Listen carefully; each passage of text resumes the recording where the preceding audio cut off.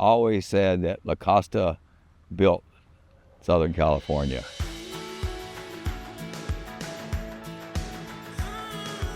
It's really amazing when you look at pictures of what La Costa was when it started. There were no homes around here. There was nothing. La Costa in the 70s was the place you want to go if you want to get good in tennis. Everybody would ask me when I was going to go home or when I was going to retire. And I tell them that, you know, they'll probably have to put me in an ambulance to be retired here. I really attribute a lot of growth of golf in Carlsbad to La Costa. Tennis plays such a huge part of the history at Omni La Costa, and I think it always will.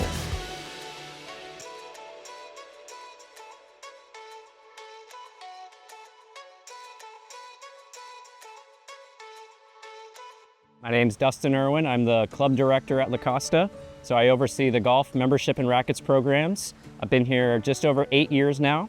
Relocated from South Florida was my last job at a club very similar called Turnberry Isle. I'm originally from Wisconsin, not a fan of winter, so that's why I live here now. So I'm a PGA member, so I'm definitely a golf guy by nature, and you know, rackets is something that with the membership piece, that's a really important component, obviously to La Costa and to the membership, and so that's usually golf guys end up overseeing rackets mostly because of proximity. But yeah, I've enjoyed it. We have tennis and pickleball here, and I love the sport. My passion's always been golf, but as I've transitioned into this role, I've definitely have started to, you know, rekindle my passion for racket sports. I really think the total package of La Costa is really hard to beat. There's really no comparison in Southern California. The fact that we have 36 holes of championship golf, you know, with the newly renovated North Course, the NCAA Championships, the South Course is a really nice complement to it. We have fantastic weather. We've got an amazing resort with world-class amenities. So when La Costa was the home of the Tournament of Champions, I remember watching it every year, and I just said, wow, that place looks amazing. I'd love to get there someday. Obviously not having any idea that I would end up coming here, but that's why I love being here. It's a blessing to be able to come to work here, and I love it. Love every second of it.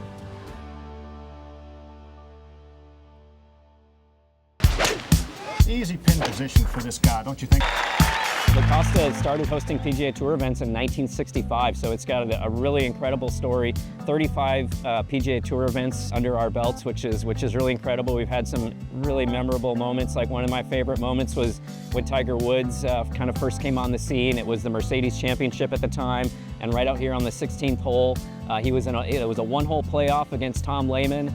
And it's one of the Tiger's greatest shots of all time. He hit a 6-iron to probably about 2 feet.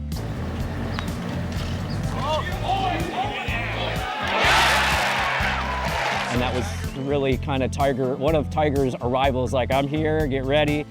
So that moment, just reliving those types of things, and like you look at our past champions, you've got Jack Nicklaus, Arnold Palmer, Lee Trevino, Johnny Miller, Phil Mickelson, Tiger Woods. Like, you've got the greatest players to ever play the game have won here. And I think, you know, when you look at like a golf course that you want to identify the best, La Costa's golf courses have done that over the years, and that's, for me, what's so exciting.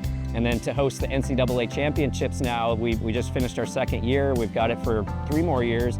You know, we've got the best college golfers in the country, and really some of the best amateurs in the world playing here, and the first 2 years have been phenomenal, and I'm really excited for the future because we could end up hosting it as a permanent site, which is really exciting for me. I didn't really start playing tennis till I was a senior in high school because where I grew up in Shelltown and in the South Bay also. My name's Angel Lopez. I'm the director of tennis and head pro at the San Diego Tennis and Racket Club. I've been there since 1979 December, and I didn't know what tennis really was until I read about this guy Pancho. I met Coach Pancho Segura here in 1974. I won a tournament. I was sponsored to take lessons from Pancho. I was intrigued by that because he was a former #1 player in the world. He looked like me. He's Hispanic, and I think, wow, this guy's legendary, and hopefully one day I can meet that man. And I did. Of course, I was pretty nervous because he was such a legend. I remember that day because he became like a father figure to me. I called him Mr. Segura, and he said, "Call me Pancho, kid, just call me Pancho." And Hollywood actually hung out here a lot. The bar lines were packed and celebrities walking around and all the top players here. People just want to get a glimpse of the top players. And they're also here to watch the best tennis in the world. And it was right before the US Open. You had, again, the Williams sisters were playing here at Omni La Costa. Steffi, Graf, Zina Garrison, Jennifer Capriati, Monica Seles, every great player was here.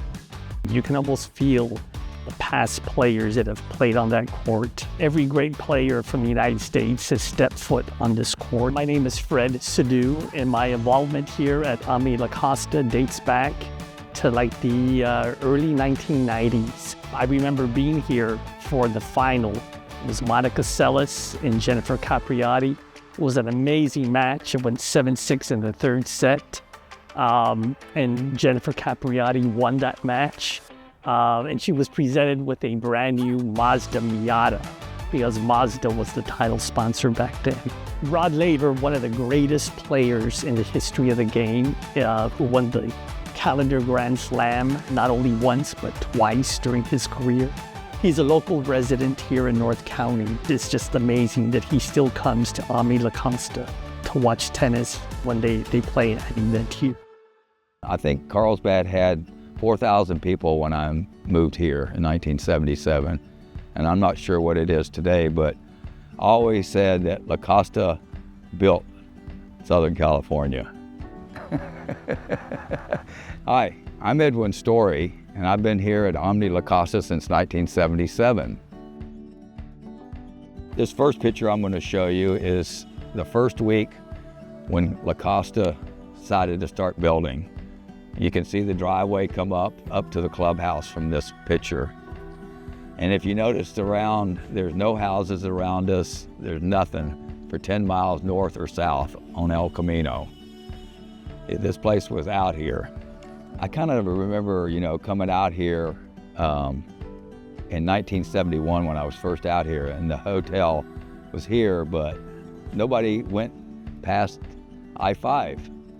There was just nothing, till you got to Escondido or San Marcos. There was no houses. There's only a few houses. But the area has grown. I think during the golf tournament, they were, the Nicklauses and the Palmers and everybody at that age, were still playing golf. They were at the end of their career in the 70s and 80s. But, it changed over time because we went through different phases, and then we got into the Tiger Woods phase, and then we kind of got away from the golf. And we got more of the membership here for the members. And the members are our best commodity here on the course because they support the hotel and the golf course and all the functions that we have here on property. These 60 guys that I've probably worked with and the other 10,000 employees here over the years, everybody's been really good at what they do because that's what we do here. We give service, we respect people's privacy, but most of all, we want people to have a good time. So, for years I've been a dumpster diver. This was a tournament that you had to win to get to our tournament.